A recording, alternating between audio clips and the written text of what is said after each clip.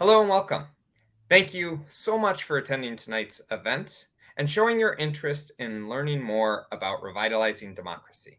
My name is Tim Horgan, and I am the Executive Director of the World Affairs Council of New Hampshire. And I am Martha Madsen, Executive Director of New Hampshire Civics. Both our organizations are at the center of important conversations about community engagement, whether right here in New Hampshire or all around the world. Our dedication to providing timely discussions about critical issues provides valuable opportunities for understanding and action, helping to make New Hampshire and all of our communities more engaged and resilient. Without a doubt, tonight's event with the Assistant to the President for National Security Affairs, Jake Sullivan, it is a unique opportunity to combine the global and the domestic, as we explore the ways in which we can strengthen democracy and make the world a better place, which can start right here at home. Before we get started, we just have a couple of housekeeping items to mention. Both New Hampshire Civics and the World Affairs Council of New Hampshire are nonprofit, nonpartisan organizations, and therefore we do not take stances on parties nor on politicians. We are offering this as a platform for discussion. The views expressed tonight are those of the speaker and do not necessarily represent the opinions of staff, board members, donors, or sponsors. We hope you take what you learned tonight and use it to make your own informed decisions. Tonight's conversation is a William W. Treat event, one in a series that has focused on renewing trust in our constitutional democracy. Next up, Maggie Goodlander on October 25th will speak on equal access to justice. Maggie is the counsel to the Attorney General, Merrick Garland, and also happens to be Jake Sullivan's wife. And you are encouraged to register for this next event on our website, nhcivics.org. A few words about William Treat.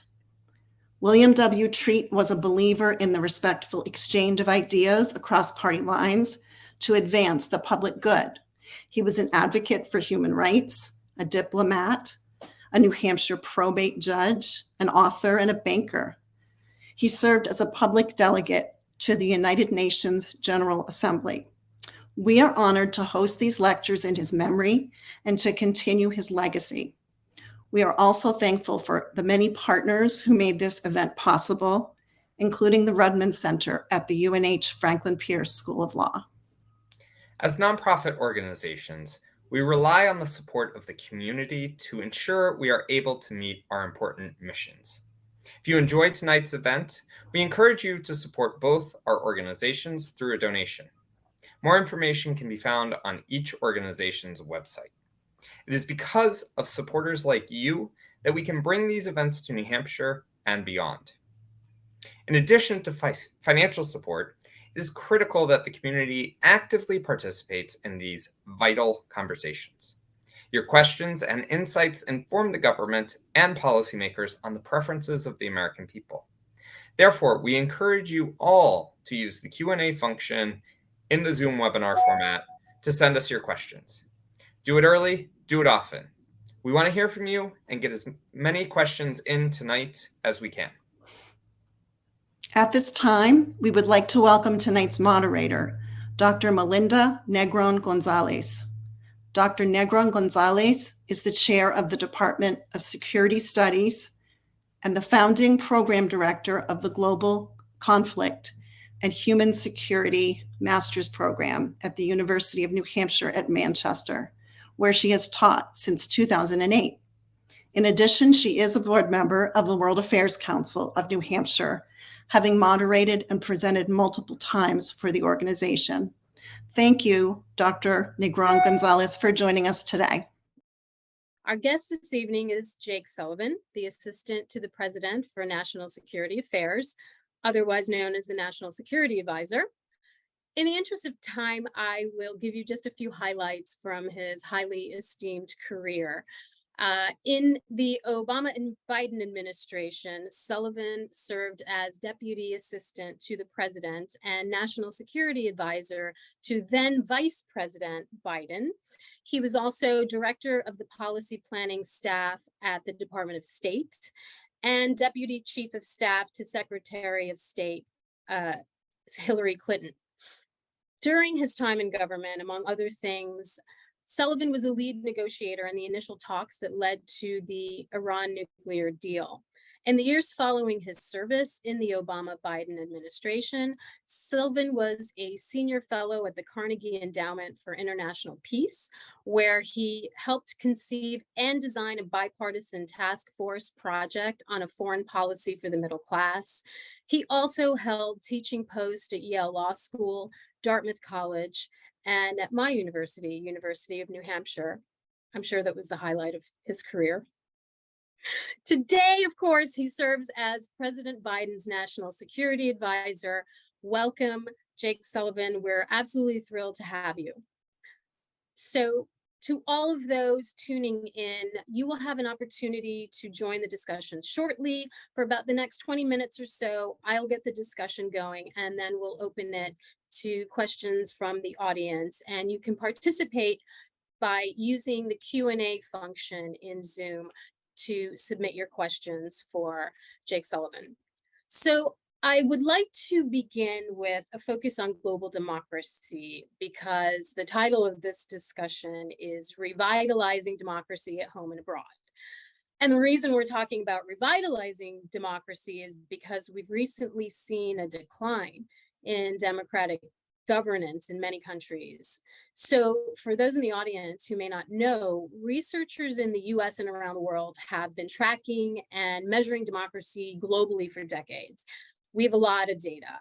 And unfortunately, our data tell us that the level of democracy around the world is at its lowest point since the end of the Cold War. And today there are fewer healthy democracies than autocracies. So clearly this is a timely topic, and we've invited the National Security Advisor to discuss this issue. And so my first question is, does the global trend of democratic decay impact America's national security?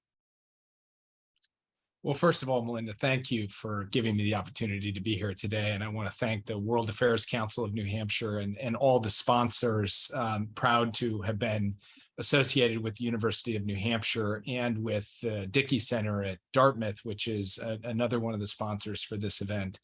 I'm also proud to be associated with my mother-in-law, Betty Tamposi, who has been a big supporter of the World Affairs Council. As you heard in the intro from Tim, my better half is actually going to be presenting based on her experience at the Justice Department on issues related to the rule of law next month. And you will get a much better bang for your buck listening to her than you will to me. That's Maggie Goodlander, who is a Nashua native and who somehow convinced me to move from my home state of Minnesota to New Hampshire, to Portsmouth, where we are proud parts of the Portsmouth community when we're not working here in DC. That was not an effort to avoid your very difficult and sobering question.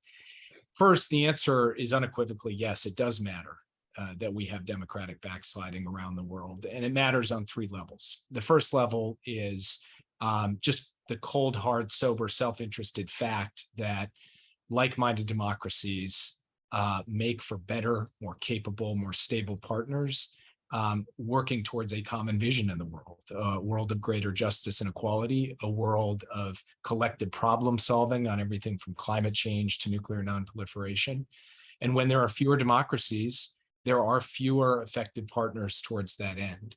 The second is that as autocratic states begin to develop the sense that autocracy is on the march and democracy is under threat, they look to shape the rules of the road and the international order in ways that benefit their vision of the world and run contrary to ours. And one of those ways in which autocrats may be increasingly looking to shape the world is changing borders by force. And we've just seen from Vladimir Putin what a strongman autocrat can do on a whim. Order the Russian army to conduct a brazen invasion of its neighbor, the Ukraine, and to do so unprovoked, and to do so in an utterly brutal and destructive way. And so if we start to see the spread of this kind of brutal dictatorship in the world, international peace and security and America's national security will be at greater risk. And then the third reason is because at the end of the day, from the US perspective, we have a view. This is something that Maggie, my wife, has reminded me of frequently. It comes from the John Donne poem, "No man is an island, no woman is an island." Our own sense of our national purpose and national identity is bound up in the fact that we want people everywhere to share in human dignity and human rights. And when there is injustice somewhere else, we feel that diminishes us in some important principled way that lies at the heart of who we are as Americans and what we believe in as a good and just world. And so for all of those reasons, I think it really impacts our security. And if you'll indulge me just for one more comment on this initial question. Yes, there's a lot of data that shows the challenges democracy faces. But I think what Ukraine is showing us every day in deeply human ways is that free people care a lot about defending their democracy, and they will fight and die to defend their democracy rather than give it up or submit to a tyrant, an aggressor, a brutal dictator. And I think that goes to show you that we may be in a pressurized time right now, but we should not underestimate the power of the democratic ideal to motivate human beings, families, young people to fight for their rights and for their dignity. Indeed, and I'm certain that we will get some questions from the audience about Ukraine, so I will skip over that now, but I definitely want to hear more about Ukraine. So you've made the case that democratic backsliding around the world certainly impacts international peace and American national security. Can we reverse those causal arrows and talk about whether or not American democracy also impacts the quality of democracy around the world? Well, one of the things that Americans have talked about for decades, even centuries, is the concept of the United States being a beacon for democracy, for liberty around the world.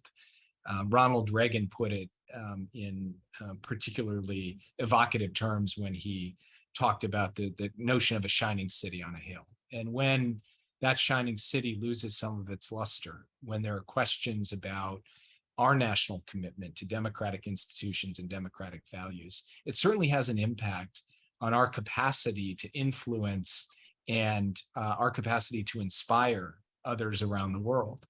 And so it is a national security issue, as well as being a kind of a core issue of values and democracy at home, that we have seen these challenges to American democracy, which President Biden has talked about, and many other people inside and outside of government have talked about. It's something that I feel as National Security Advisor when I travel around the world. The healthier our democracy, just like the healthier our economy and the healthier our innovation base, the greater our capacity to have a positive influence on both trends and developments elsewhere in the world. So President Biden has really emphasized the need for a foreign policy in which democracy and human rights are focal points. So how does the US balance a commitment to human rights and democracy abroad while also maintaining strategic partnerships with authoritarian countries such as, for example, Saudi Arabia? Can we do both? Can we find that balance? This is something I get asked about quite frequently. And last year at the Council on Foreign Relations, I finally decided the right thing to do was to give a really honest answer to the question rather than just kind of read my talking points. And really, for me, it boils down to this. I think what makes the United States unique when it comes to being both a great power on the one hand and a country that believes in democracy and human rights on the other is not that in all cases, in all ways, we make the advancement of human rights our number one and only priority. That is belied by the history. It is never how the United States has operated, whether during the Cold War and the post-Cold War era. The proposition is rather that human rights and democracy are an important factor in our foreign policy, among others. And around the Situation Room table, whether we're talking about Saudi Arabia or we're talking about the People's Republic of China, or we're talking about Southeast Asia or Africa or Latin America or any range of issues, this is on the agenda. And we grapple with, we struggle over how we can effectively advance issues associated with democracy and human rights, even as we also seek to advance our interests, our hardcore security interests, our need for energy security, our need to push back against aggressors in different parts of the world. Human rights and democracy are, I can look people in the eye and say, it is not just lip service. It is not just something we wave at. It is a serious component of our foreign policy. Of course, it is not the only one. And so there isn't a simple mathematical formula to say this is exactly how we balance in any given case. Rather, we have to case by case, country by country, do our best to try to tilt the direction of travel in that society in favor of reform and greater human dignity and greater opening. And we stumble and we compromise, and we do have to make painful decisions in many instances. But I think being honest and direct about saying, this is not the only priority of the U.S. Approach to foreign policy, but it is a priority, and that does make us different from any other great power in history, that we do have an element of democracy and human rights built very deeply into the foundations of our approach to the world. That is something I am proud of, even if it means I stay up all night grappling with the difficulty of the question you're asking. This is a really hard thing. It's maybe one of the hardest things for a national security advisor or secretary of state or a president to have to deal with. And there is, in a way, a kind of interesting feature to this, which is Vladimir Putin's not losing sleep over it, and Xi Jinping is not losing sleep over it. And empires past were not losing sleep over it. American presidents do, by and large, lose sleep over this issue because it is something that we care about in a way that I do believe is distinct from other significant global powers. Thank you. I'm glad that you didn't stick to your talking points and really dove into that. So President Biden has also been highlighting the growing competition between democracies and autocracies, and people in the foreign policy community and at universities and at my university are talking about whether or not a new Cold War is taking shape. Do you think a new Cold War is taking shape? If so, what's different now from the past? So I think that we have to collectively, both those of us inside government and those across society who have a deep stake in this, have to resist the temptation to fall into what is an increasing conversation in Washington and elsewhere, to fall into the trap of saying, okay, we're on our way to a new Cold War. Number one, I do not believe that given the interdependence in the world today, that the world can be neatly divided into blocks. At a broad level, President Biden's view about the struggle between these two systems is not about a clean dividing line in the world. It's rather a call to arms for democracies to show that we can deliver and that our system of government ultimately does a better job of providing justice, dignity, security, and prosperity to its people. But it's not about taking out a map and saying you're either on this side of it or you're on that side of it, which was an important feature of the Cold War. Number two, during the Cold War, with the Soviet Union, we basically had no trade. with our most significant geopolitical competitor today, China, we have deeply integrated economies. That means necessarily that we need to operate in a different fashion. Number three, when it comes to the biggest challenges that affect the daily lives of Americans, where's the next pandemic disease going to come from? How's it going to affect my family? How's climate change going to affect my family? The state of the global economy and its ripple effects through job creation, inflation, and so many other factors that people have to sit around and worry at night. These are things that we need to work with other major powers on, including China, even as we compete vigorously in other domains. So for all of these reasons, what President Biden has said is that we are in intense competition with China, but that competition should not equate to a new Cold War and should not result in conflict or confrontation. And every day we work to try to advance our interests and values in that competition, to put ourselves in the most powerful, effective position we can, while at the same time avoiding miscalculation, escalation, and ultimately confrontation. The last thing that I would say is one of the most corrosive features of the Cold War was that much of the rest of the world was treated as a battleground between the two superpowers. And one thing that President Biden has been very focused on is treating every country in the Americas, in Africa, in Asia, in Europe, and elsewhere on its own terms, not as some proxy, not as some playground, but as a sovereign partner, a co-equal, a country with whom we should work to figure out a positive agenda, whether it's on food and energy security or climate change or human development. So for all of those reasons, I think it is a very important and timely question because it's very much the question on the minds of the strategic community in the United States. But I think from my perspective as National Security Advisor, we need to look to a kind of future rubric that feels a lot different from the past kind of simple Manichaean Cold War construct that animated U.S. foreign policy for many decades in the 20th century.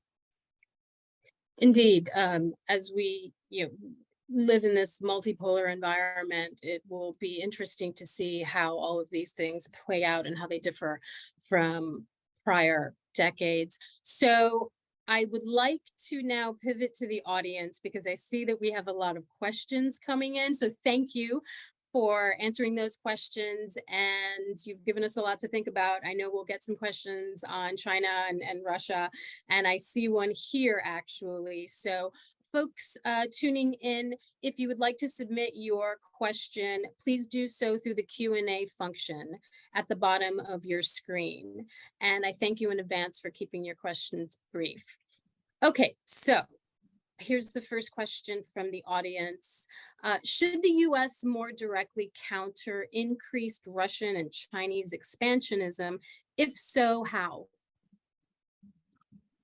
Well, so the most potent and immediate and clear example of expansionism that we see in the world today is Russia literally trying to take and conquer territory by force in Ukraine. And the US position on this has been clear. This is absolutely intolerable. We will stand behind Ukraine as it seeks to defend its sovereignty and territorial integrity. And we will not just provide rhetorical support, but actual support to the tune of, at this point, more than $15 billion in the Biden administration for weapons and equipment to help the Ukrainians defend themselves. Nearly $10 billion to help keep the Ukrainian economy afloat and to keep its employees and its fighters paid so that Putin does not succeed in crushing the country from within, even as he invades it from without. If the question is, should the United States get directly involved in the conflict? That is, should US forces fight in Ukraine? President Biden has been very clear about his answer, which is no. He has said from before the conflict started, and he has never wavered in his proposition that US troops should not fight Russian troops in Ukraine, that the best way that we can, on the one hand, help Ukraine defend itself and on the other hand, avoid escalation into a major war, even World War III, is to take this step of significant supply of military equipment, significant economic and humanitarian assistance, and then significant intelligence sharing, all of which have helped the Ukrainians achieve what they have achieved. The overwhelming reason the Ukrainians are where they are is because of the bravery, skill, and courage of the Ukrainian fighters on the front lines. But those fighters are using US weapons with the help and support of the United States across the board, across the aisle, and we think that's the best answer. On China, one of the things that we have tried very hard in this administration to do is to put ourselves in a position to deter the PRC from attempting to take Taiwan by force. That is the thrust and purpose of our strategy in the Indo-Pacific, and that has military dimensions, it has economic dimensions, it has diplomatic dimensions, and it has been a full court press of ours over the course of the past 19 months. We will continue to do the needful to help supply Taiwan with the articles it needs to defend itself, including a $1 billion arms sale 10 days ago. And we will do the needful in terms of sending a clear message to Beijing that there will be enormous and overriding costs should it choose to proceed with any military action or other efforts to fundamentally alter the status quo across the Taiwan Strait. Thank you. Going back to the war in Ukraine for a moment, Stephanie from Portsmouth asks, in terms of Ukraine, does the ongoing war there make it easier or harder to make the case that foreign affairs matter to the home front? You know, it's a great question, Stephanie, because it is certainly easy to say, look at all this money you're giving over there to this country, Ukraine. What if we put that money to work here at home instead? And you know, I hear people that I interact with who have nothing to do with foreign policy ask that question. But I would say two things about that. The first is that ensuring that autocratic powers do not believe that cost-free they can go ahead and gobble up territory and destabilize significant regions of the world. It is a small investment to make to give that $15 billion compared to the cost that would come in a world in which Russia and China and others could simply run roughshod over their neighbors. Because the impact on the American economy, on American democracy, on American national security of that would be infinitely greater than the cost of what we are providing. And frankly, and the second thing that I would say is that there is a kind of basic moral purpose to helping a free people defend themselves. And you don't have to take that from me. You can see it in the Ukrainian flags that fly from ordinary homes on streets in Portsmouth, from coffee shops that, you know, have put that blue and yellow flag in their window across the state. There was an outpouring, Democrat, Republican, independent, political, apolitical, across this country of people saying, we want to stand with the people of Ukraine in defense of their freedom and in opposition to aggression. That bubbled up from the bottom up in our country and has been sustained in opinion poll after opinion poll, that people are saying, yes, we believe there should be continued support. And that's not uniform, but it's very broad-based, and it is a strong majority of the American people. So from my perspective, the president of the United States does need to show that he is delivering for the American people. And if you look at the recent string of legislative accomplishments, you can see he's certainly got his eye on the ball there. But we still have the capacity, wherewithal, and resources to be able to give the Ukrainians what they need to keep their country.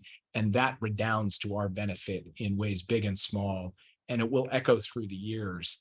And in that sense, the return on investment for investing in the Ukrainians, standing up to the Russians, for global peace and security, for the health of the global economy, and a message to would-be aggressors elsewhere, man, it is certainly worth what we are investing and then some. Thank you. So the next question comes from Martha, and she asks, Susan E. Spalding of the Department of Homeland Security made a strong argument that civics education is a matter of national security. So we're shifting gears here a little bit. Do you agree with her? How do you respond to that statement? This is from Martha. I absolutely agree with that.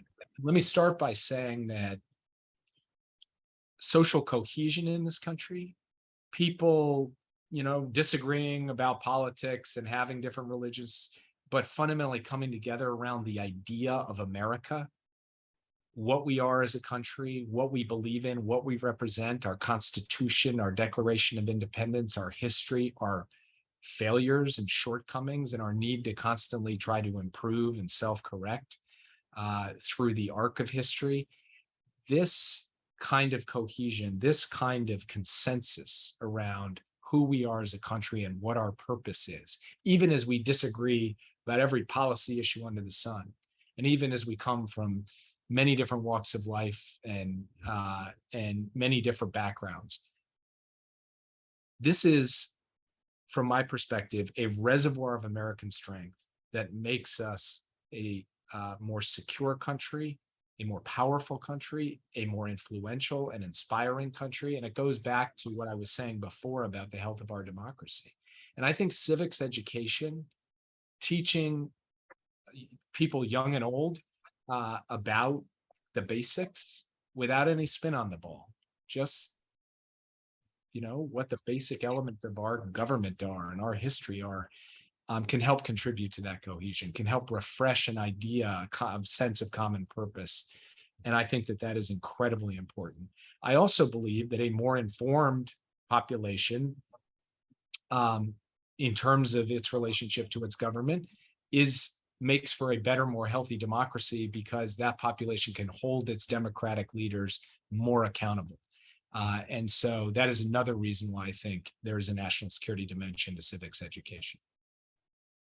Great. And along the same lines, Mark has a question here about public schools. What do you see as a role for America's public schools in the development of our global security? Well, I am a proud product of the public school system. I grew up, as I said at the outset, in Minneapolis, and I went to public elementary school, public junior high school, and public high school, Southwest High School in Minneapolis, Minnesota. And, I am an evangelist for the public schools, because I think one of the ways in which America emerged on the scene as a significant player in the world is that we had the backbone of an education system that brought together people from all different perspectives and backgrounds and walks of life, the diversity of an entire community, put them all in a room, kind of didn't matter, who you were or what you believed or who you prayed to. For that purpose, you were all in Mrs. Lindstrom's 9th grade class on, world history.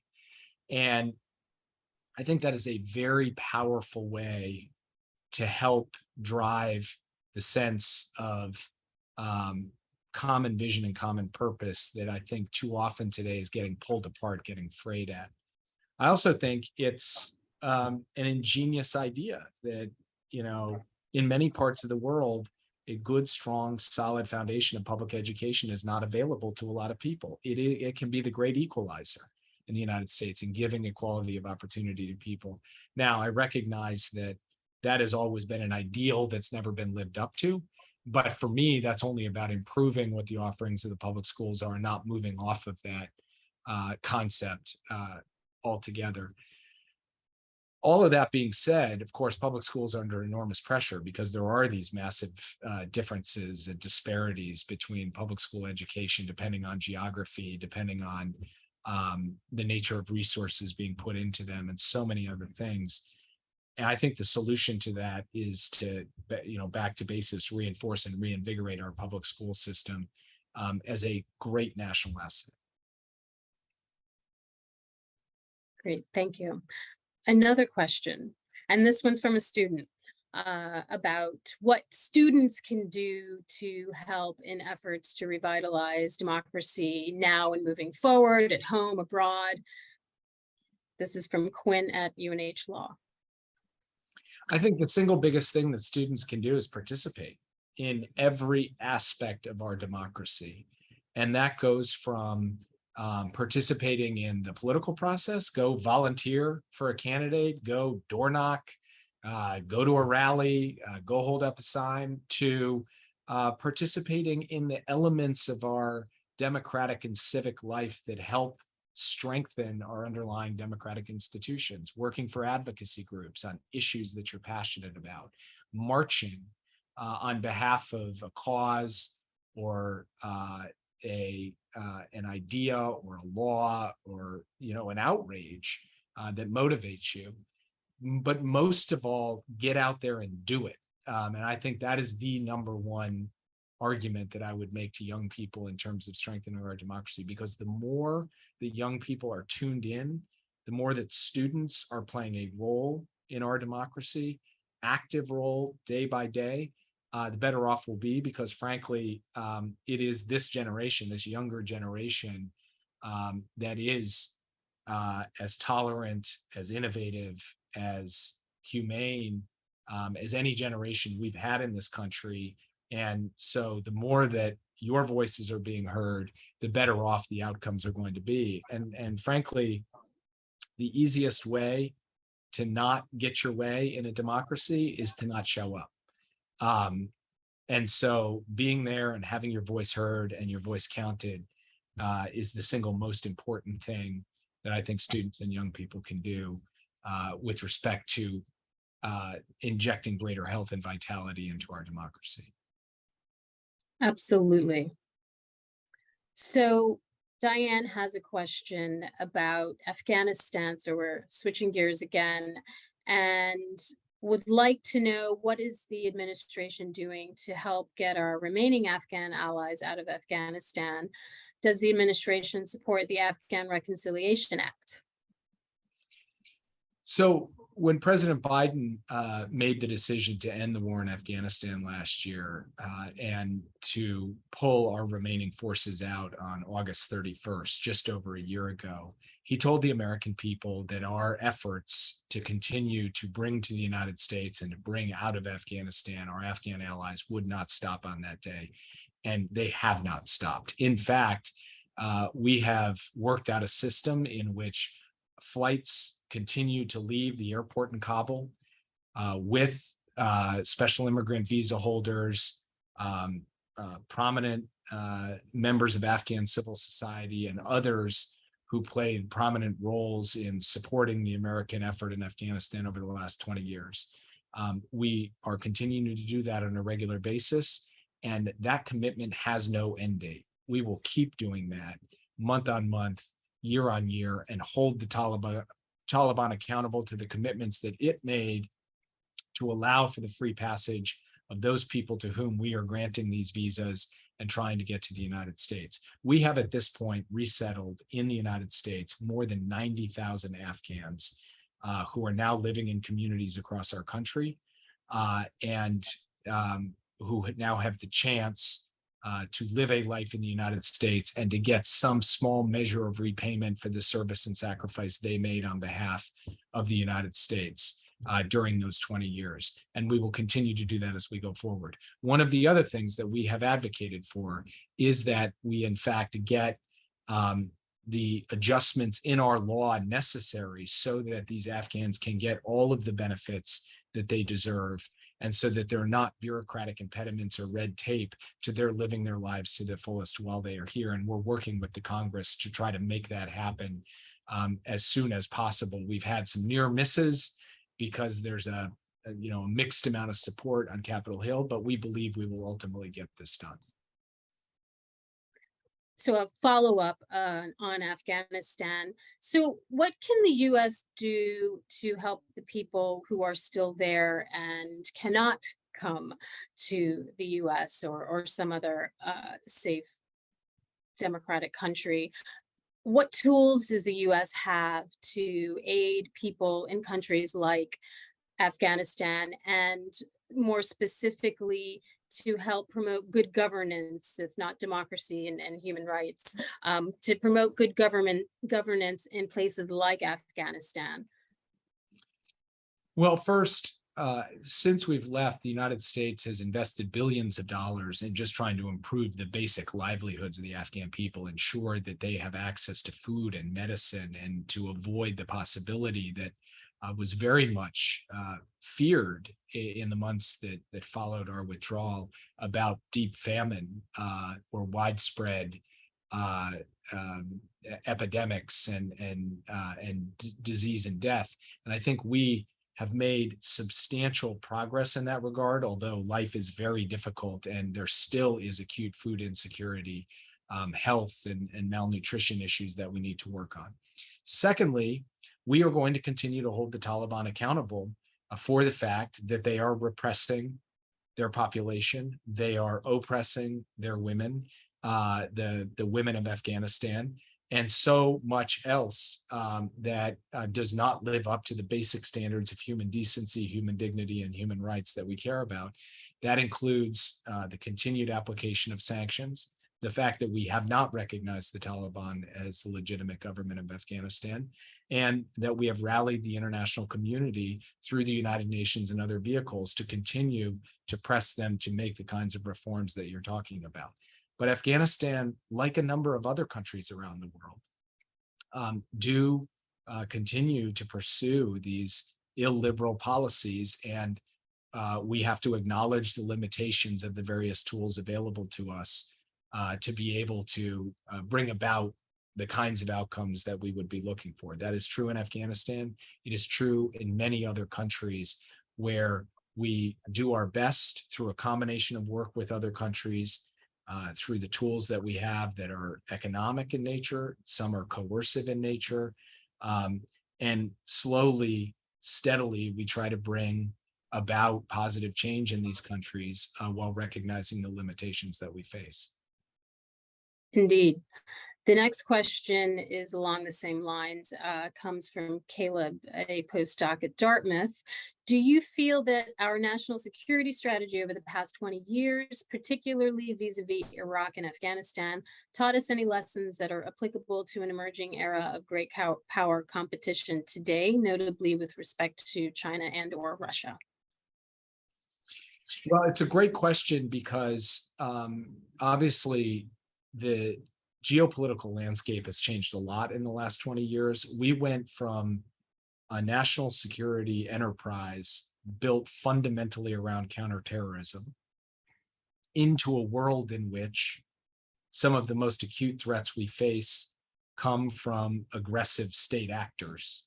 That is a massive difference, requiring different tools, different mindset, different strategy, and a different combination of allied capacity than dealing with the terrorism challenge. Now, what is interesting about being National Security Advisor today, and I should say that every National Security Advisor, I'm sure, says I have the hardest, go of it from any National Security Advisor in the last 50 years. But in my case, it's actually true. No, just kidding, kind of. I guess what I would say is, we need to do three things at once. We need to keep our eye on the counterterrorism ball, meaning all those lessons that we have learned over the last 20 years, all the mistakes we made that we've corrected for, all of the strategies and tools and intelligence and in security assistance to other states, and in our ability to hold terrorists at risk wherever they plot. We got to keep doing that. And we got to do it on a broader geography than just Afghanistan or Iraq. The terrorism threat has spread to multiple countries and multiple continents over the last 20 years. So that's one. Two, at the same time, we have to be tooled up for intense geopolitical competition, particularly with respect to Russia and China. And then three, we have to be tooled up for dealing with, grappling with, and ultimately driving solutions on the great transnational challenges of our time that fundamentally affect our national security: climate change, cyber, COVID-19 and related pandemics, and the potential proliferation of nuclear weapons and so much else. So it is certainly the case that we've had to make in relatively short order a significant adjustment in focus, in emphasis, in priority, and in tools from an age when we were really laser focused on the terrorism problem as the overriding threat facing the United States. That's not easy. It's required the exercise of muscles that had atrophied. It's required the shifting of resources and the rebalance of capabilities. But we're doing it, and we're doing it because we've recognized that we've got to be able to work on all three of these fronts at once. Indeed, which makes your job very hard. And apparently, as you said, you've got the toughest job as National Security Advisor. So my next question for you is what has surprised you the most so far about being National Security Advisor? Because you have this very impressive resume and have worked in government for a long time, and were involved in things like negotiating the Iran nuclear deal and so on. You're a Rhodes Scholar and on, but you've been National Security Advisor for a short time and have had to meet all of these challenges, especially, with the war in Ukraine. And so what has surprised you the most about being National Security Advisor so far? I think what's probably surprised me the most is the sheer diversity of things that one encounters in a given day that I didn't even really contemplate when I was National Security Advisor for the Vice President. Now, I'll give you just a couple examples. I now know a heck of a lot more about supply chains and logistics than I knew 2 or 3 years ago. And I don't mean that at kind of a broad level that supply chains are important. I mean, like being able to follow the inputs and components for clean energy technologies or semiconductors or critical minerals and rare earths. Earlier today, along with the director of the National Economic Council and the head of the Office of Science and Technology Policy, we've rolled out an executive order on biotechnology and biomanufacturing. And I learned in 1 hour about these just absolutely incredible ways in which bioengineering is fundamentally changing the face of our innovation, our economy, and our national security. DoD is investing hugely in this space, for example. With the war in Ukraine, understanding the ins and outs of the defense industrial base, particular types of artillery. Everybody now hears about HIMARS. I now know more about precision guided munitions at a very granular level than I ever would have thought. And that this may seem like a prosaic answer. Well, duh, of course, you're National Security Advisor, you have to learn about a lot of things, but it's really about how deeply you need to dive into these things, and so many of them, and how some come onto the scene for a while and then just go away. Others become almost like a PhD level course in a particular topic. And the sheer breadth of that and the sheer diversity of it has been something that, I feel like my training and experience has gotten me ready for, but I wasn't entirely mentally prepared for. And it has been, it is drinking from a fire hose and trying to adjust your your muscles to be able to effectively take down all that water. Do you ever get any sleep? Not enough. I imagine not. Okay, so I'm looking at the time here, and we have time for one more question. And this last question takes us back to the issue of democracy. And Christopher, who is a high school teacher in New Hampshire, asks, due to our divisive national politics, which global issue are we as a country missing or reacting to poorly? What is our national blind spot due to our political fighting at home? What are we missing abroad that's going on that we should be paying attention to? Boy, that is a really great question. I guess, and I would like to actually reserve the right to come back to the World Affairs Council at some point and revise my answer, because I haven't thought this through. Fair enough. We'll take you up on that. Okay, excellent. I guess what I would say is that it's something we struggle with as a society domestically, and it is ever present globally, and that is the ways in which the information space, particularly with respect to social media, but across all forms of our consumption of information, is becoming weaponized in various ways. State actors doing it, and we've seen this obviously with Russia, but other states as well. Technology is developing in ways that make it much easier to distort and warp the information space. And this, I think, from the point of view of the health of our democracy, is incredibly disturbing.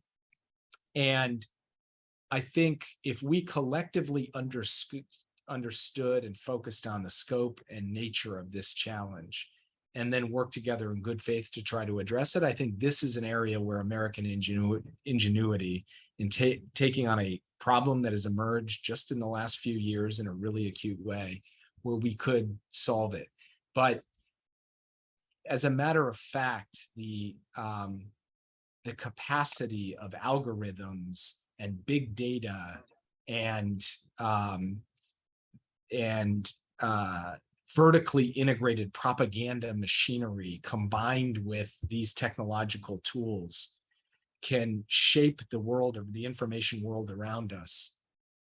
It's really existential in a way. And I think we don't have all the answers to this. It's something that is not going to be answered just by government or by policy. It's going to require a whole of society approach. So I would say that's probably the thing that I would point to.